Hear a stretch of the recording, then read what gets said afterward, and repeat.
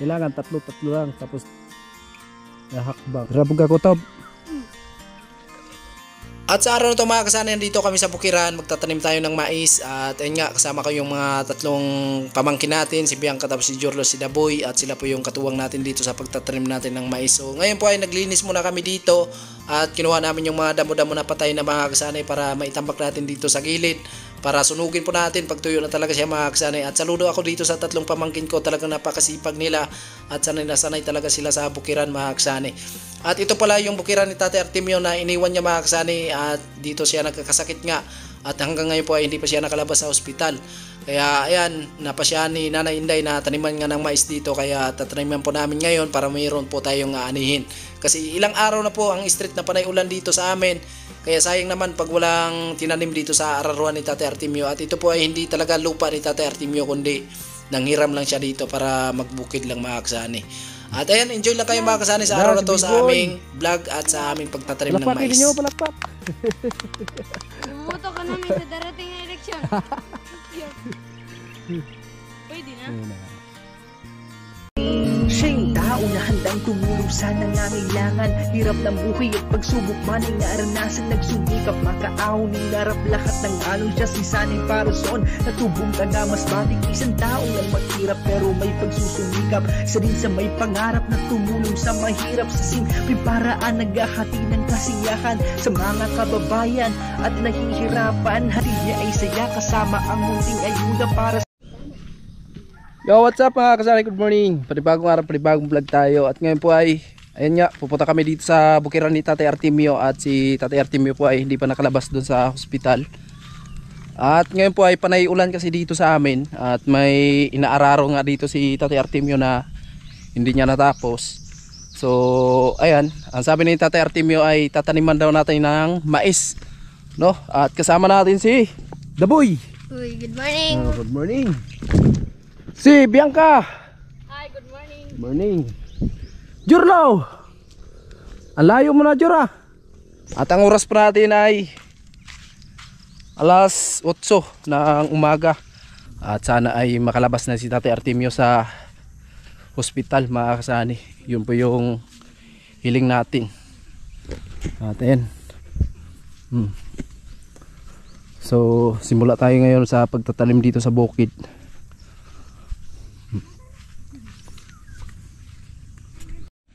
Yung bukiran ni Tate Artemio, hindi talaga to sa kanyang lupa mga kasani, kundi nagbubukid lang siya dito. Tapos yung lupa yun dito nakatiwangwang lang talaga kasi ayaw ng may-ari na tataniman ng niyog. Kaya wala talaga tayong magagawa, kundi yung pagtatanim lang dito is yung mais, kamuting kahoy, kamuting baging. Sa inyong gitanaw. Ayan yung daanan dito. So ang kalaban lang dito pag may mga pananim ka tapos walang bakod, papasukin talaga sa mga kalabaw na nakawala. Tapos yung mga kambing, baka, kabayo, kalabaw, yan, napasok talaga to kasi walang bakod. Yung iba ay tinatamad dito sa pagbubukid ng malaking taniman talaga nila dahil ayun nga, no? So dati ito po ay bukiran to. Inaararo to ni Tate Artemio. Ayan na si Kuya Junjun, siya po yung naggawa ng tudlingan para sa pagtanim natin ng mais. At ito po yung binhi na dala po namin. Nakababad na yun ng tubig. Uy, sakto ka na, gamay mo na.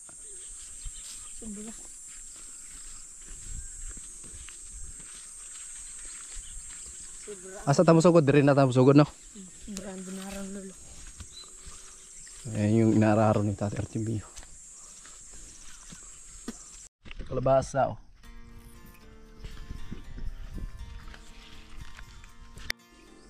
Ayan, simula na kami. Oh. Nagsimula na, ayan si Bianca, oh. Pilay mo lunod, Biang? Tulupat.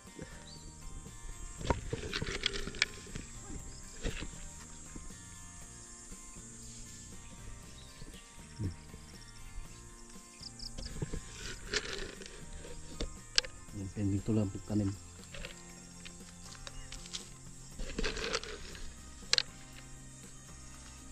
Kailangan 3, 4 yung laglag natin ng binhi.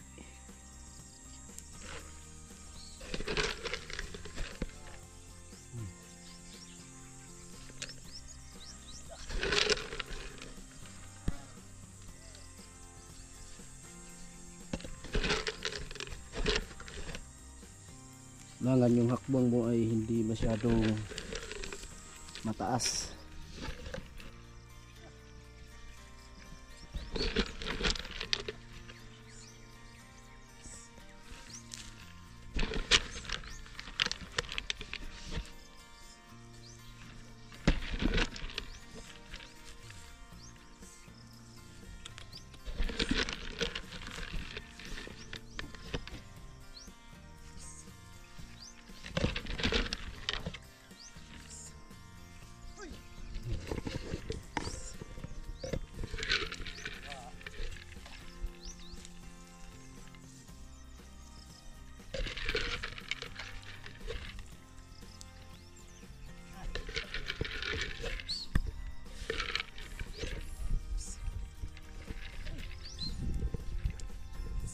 Oh boy, okay lang?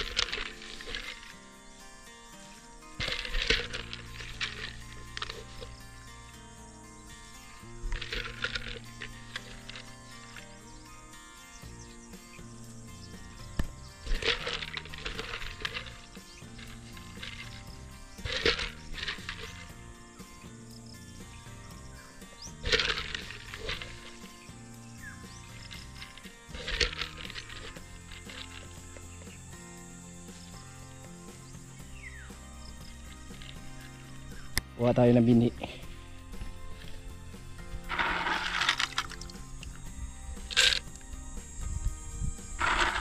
Kailangan babad talaga sa tubig yung binhi para mabilis siyang mabuhay or tumubo.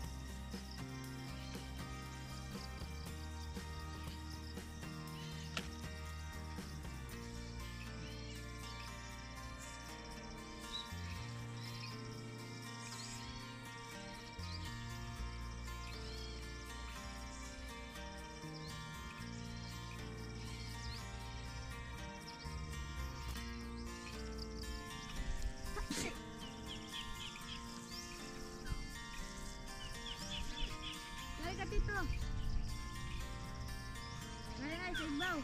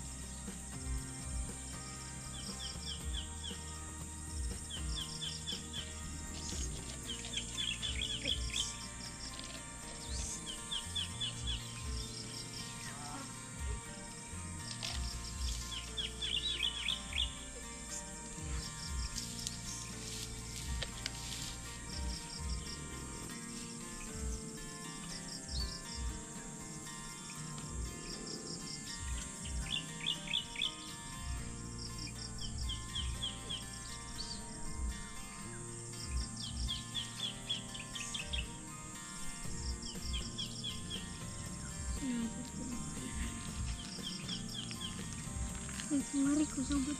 Ngari ko sugot nila dito. Ngari ko.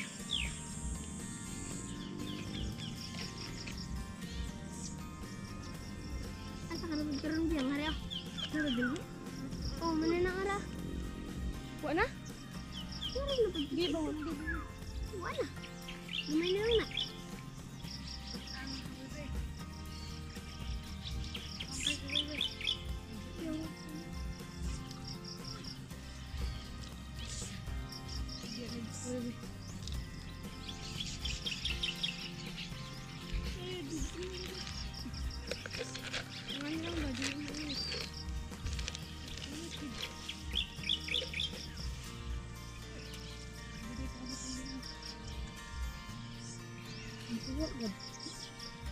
Doon ka mo, Ben.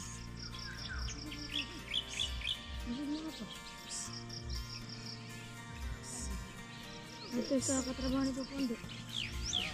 Matay na di ka.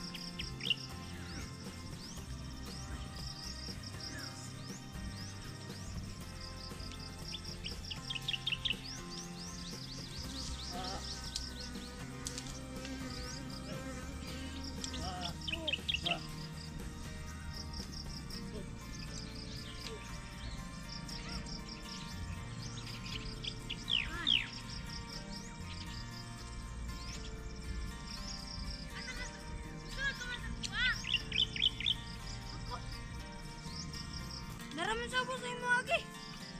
May tama. Ang sunod. Aray, mo yun. Si Boy, Gani.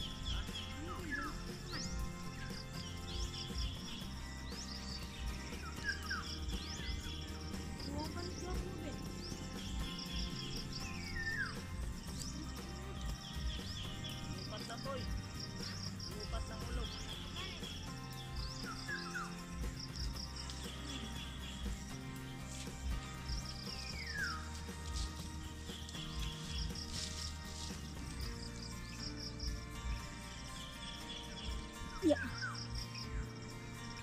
Pagibilan pa dito ano.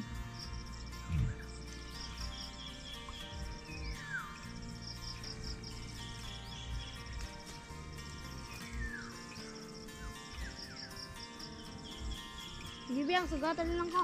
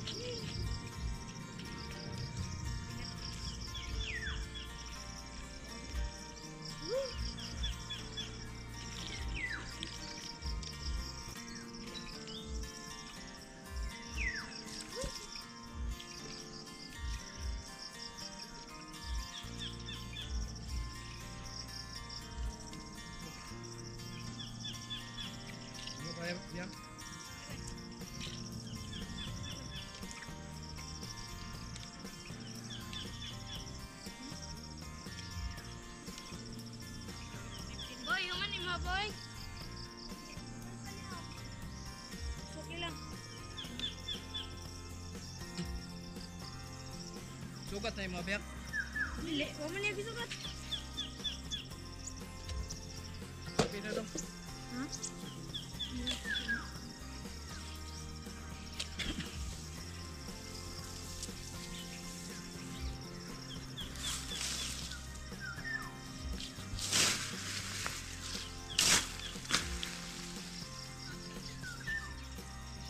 Tungkod ra ba ng lolo bisig sa kanta?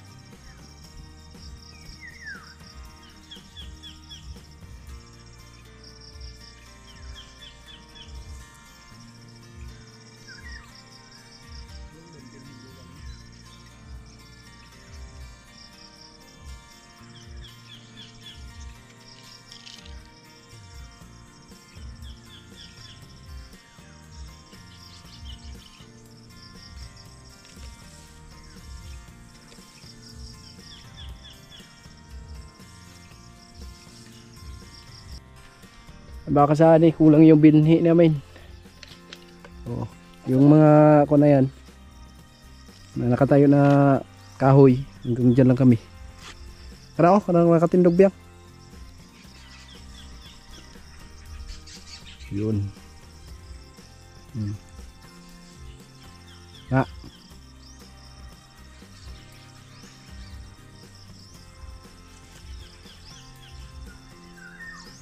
Kaya pa no? Abot na are. Si Bianca sanay na sanay yan sa pagtatanim ng mais. Sport. Yo Biang.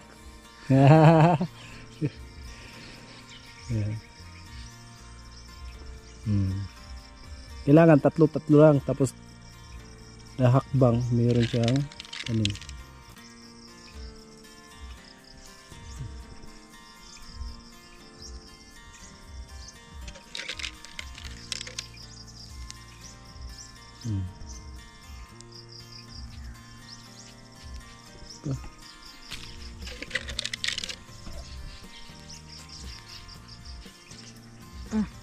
Sobra? Oo, dapat dyan eh. Hindi. Kuha lang ito. Kumain ako. Iuman ko lang. Ayan. At ito yung kamuting baging ni Tate Artemio. So, ubos na yung laman. Wala na yan. Yan o. Malawak to. Isa man? Isa man?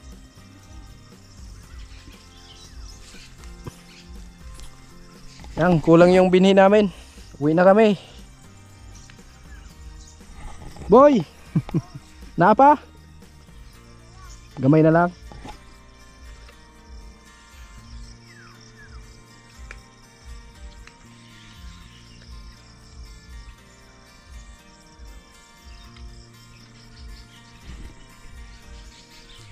Jurlo.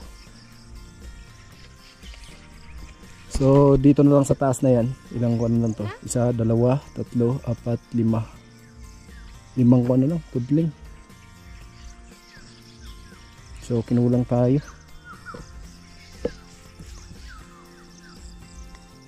Tara ba yun? Kahoy? Kahoy. Bantay lang na katong may bayabas. Ako na, butangin tanda. Yan, kung hanggang saan lang umabot yung binhi natin, so lagyan natin ng tanda para pagbalik natin. So alam na natin mga kasani, hindi tayo maligaw. Ano eh? O, kana.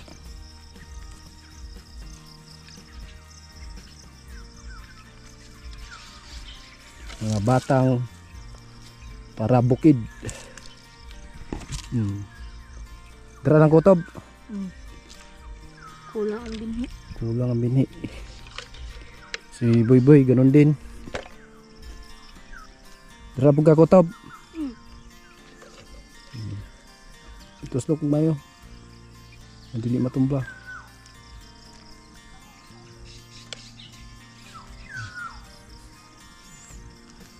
Ito na yan.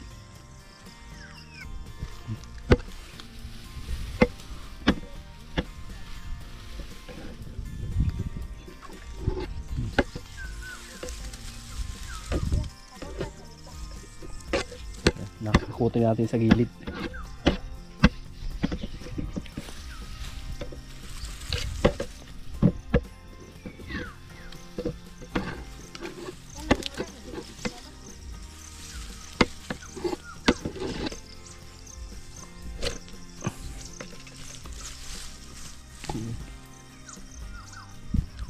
Daboy. Tulong-tulong sa paglinis. Yung mga apo ni Tate Artemio. Kutin mo na yan. Para hindi makuha ng kabatan.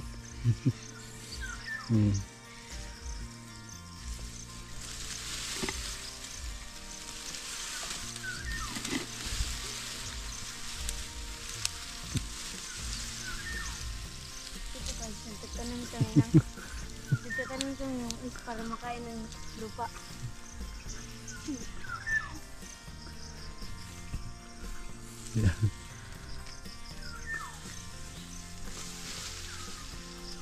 Nagtanim kami ng mais para makain ng kalabaw. Yes. Yung kalabaw lang naman ni Bianca yung kumakain dito.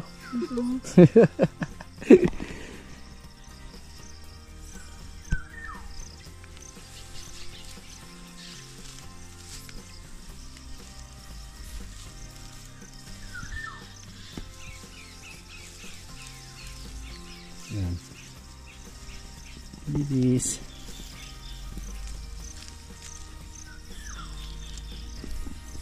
Bibis kami dito sa Bukiran.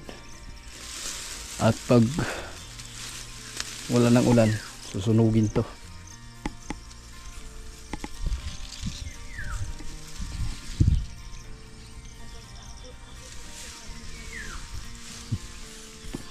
Later yan. Later. Okay, later. Sabis. Grabe si Buy oh. Kugihana ay. Grabe ka. Kugihana. Yay. Yan na si Buy. Grabe ka. Palakpakin ninyo, palakpak. Bumuto ka namin sa darating na eleksyon. Pwede na. Ayan na. Tara. Oh! Yun, uwi na kami mga kasani. At ayun nga. Naubos na yung binhi namin. At yung nabili lang na binhi ni Tatay Artemio, dalawang kwan lang. Dalawang mobile. Yung tawag sa amin yung Dalhin mo? Ano ba kayo? ano, takalan. Ganito, dalawa lang. Kaya kulang talaga. Right. Una ganin na unod. Ayan, tanongin na si Boy kung ilang araw ay tubo na yung tinanim namin. Ilang kadlaw Boy, mutubo na to itong kan? 3 siguro. 3? Oo. Ikaw Jor, pila kadlaw? Pila? Oo. Mga 2 buwan. 2 buwan, wala na yun, anihin na yun. Ikaw Biyang? 4 na araw. Grabe. Pero si Boy daw, 3. Sport to si Boy. Ha? Gusto na po anak. O pag na nabuhi. Hindi. Gawin na kami.